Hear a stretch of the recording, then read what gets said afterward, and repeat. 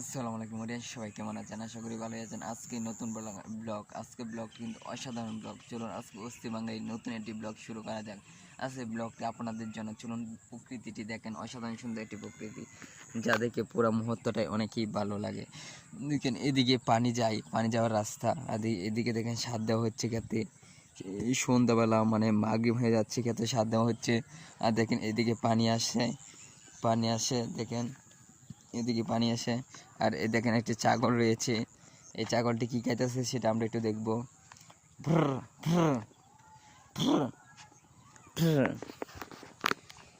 বন্ধুরা, আজকে ছাগল নিয়ে আপনাদের সামনে আজকে ভিডিওটি দেখেন, অসাধারণ সুন্দর একটি ভিডিওটি আজকে ব্লগ কিন্তু আপনাদের জন্য। সন্ধ্যাবেলা ব্লগটি নিয়ে আসলাম, কাজ সবটুকু পেলে শুধু চলে আসলাম আজকে ভিডিও নিয়ে। দেখেন ভিডিওটা, প্রকৃতিটা অনেক সুন্দর। সন্ধ্যাবেলা প্রকৃতি অনেক সুন্দর। প্রকৃতিটা কেমন লাগতেছে অবশ্যই ভিডিওতে কমেন্ট বক্সে বলবেন। এই ছাগল, তোর নাম কি?